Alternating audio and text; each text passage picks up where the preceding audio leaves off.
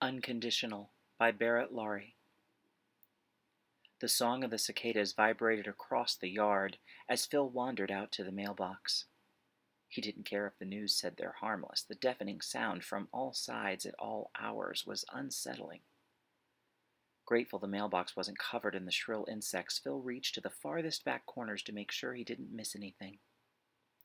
Settling into his seat at the head of the dining table, he put on his reading glasses while thumbing through the mail, bill after bill, but the second to the last envelope stuck out from all the rest like a sore thumb. The return address label emblazoned with a rainbow shouted, "The St. Louis Pride Parade Committee," in bold font. At first he thought it had been delivered to the wrong house, but upon checking, it was addressed to Phil and his wife, Kathy.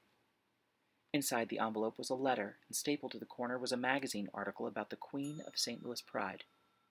His eyes immediately went to the photograph in the middle with a woman in a rainbow dress wearing heavy makeup and hair teased to heaven. She looked a bit like his wife when she was younger. Curiosity got the better of him, and he read the letter first. Dear Mom and Dad, I love you both and miss you every day. How are you? I know you said you didn't want to be a part of my lifestyle, but something big is happening in my life, and I wanted to include you in it. I've been crowned the Queen of St. Louis Pride Parade this year. It's a really big honor, and I've worked hard to get to this point. Each year a drag queen is chosen to lead the parade. It is the highlight of my drag career so far, and I'm so excited to share it with you. I hope that you're able to come for the parade and celebrate with me and my fiancé. You didn't reply to the save the date for our wedding or to the wedding invitation, but it is coming up as well. Please consider coming. I miss you both and hope to see you soon.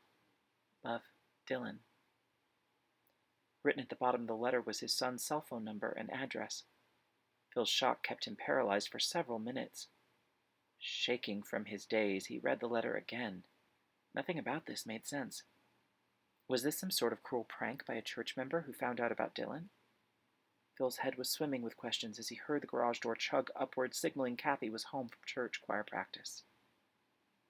Hi, honey, Kathy said, entering the kitchen from the garage. Phil didn't reply. Kathy's hand raked through her short bob, a habit usually indicating she had done something that would upset him and hadn't come clean. What's that?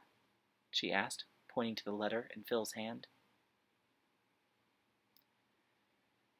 A letter from our son.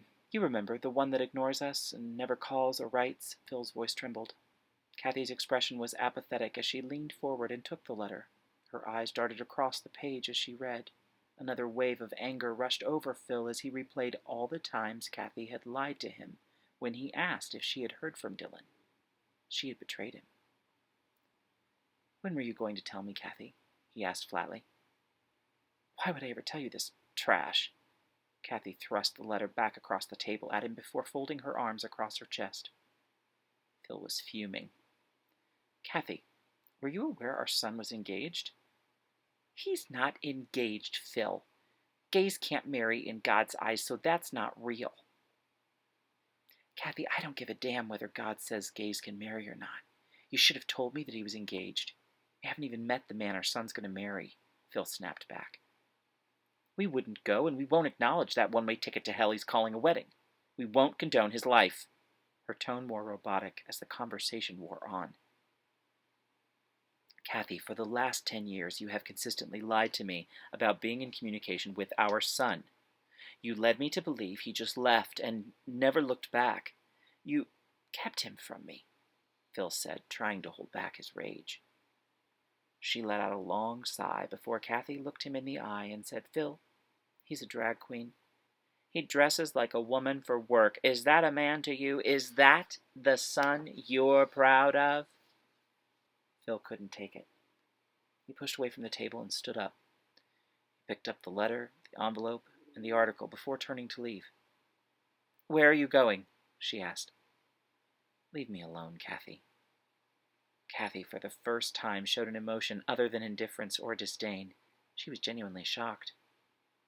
Phil emerged from their master bedroom a few minutes later with a backpack and a small suitcase. Where are you going? Kathy demanded. That's really not your business right now. I'm going to spend a little time away from you.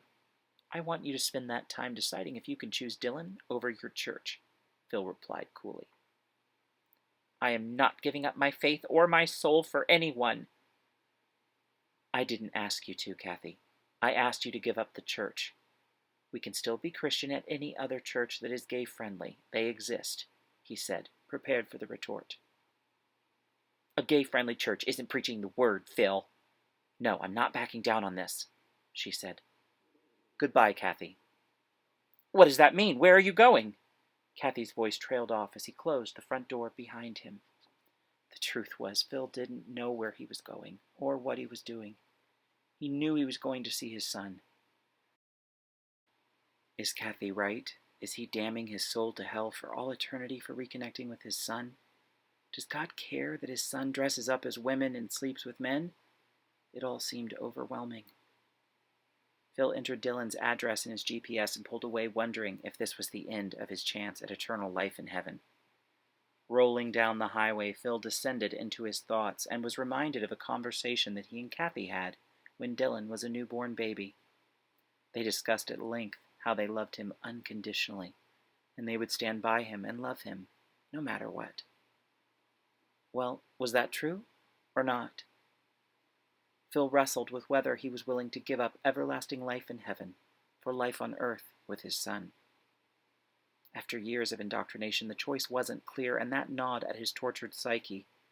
The notion sowed the first seeds of doubt that maybe God didn't give a shit about whether Dylan was marrying a man or not. When he arrived in St. Louis 3 hours later, he had 41 missed calls from Kathy and too many texts to count. He went straight to Dylan's house. Like any dad, he wanted to see where his son lived. He parked across the street and watched the house. After some time had passed, he got the nerve to ring the bell. The always self-assured Phil, the proud deacon of the Tybee Southern Baptist Church, felt a surge of uncertainty course through him as he ascended the steps to the porch, his palms now completely drenched in sweat and a growing knot in his stomach. After a quick and what he figured might be final prayer, he rang the bell. Phil's heart began to race as he saw a shadow moving to the door through the frosted glass side panels. Dylan opened the door, and before the shock could register, Phil blurted out, Son, I'm so sorry for the things I said when you told us you were gay and left. I love that you're honest about who you are.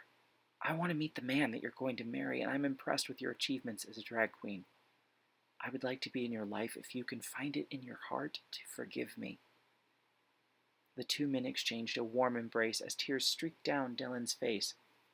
Phil's heart began to return to a normal pace at the prospect of a second chance with his son. The rush of relief that he felt told him that God was with Phil on this one, and that he was finally on the path to redemption. As Dylan continued to sob, Phil began to realize the pain that he and Kathy had caused their only child. Their sweet, kind-hearted boy had spent a decade believing they didn't care as much about him as Kathy's stupid church.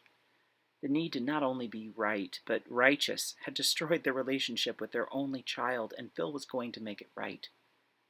I love you unconditionally, Phil said, as he rocked his son before continuing, and I'm proud of you.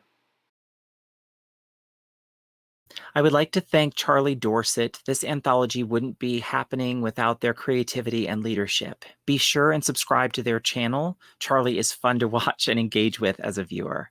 I want to wish everyone a happy Pride, and I can't think of a better way to celebrate than here with my AuthorTube family. I hope you enjoyed the short story because they're going to become a monthly feature here on this channel. Stay tuned for that and more. Everyone stay healthy and well, and remember, love always wins.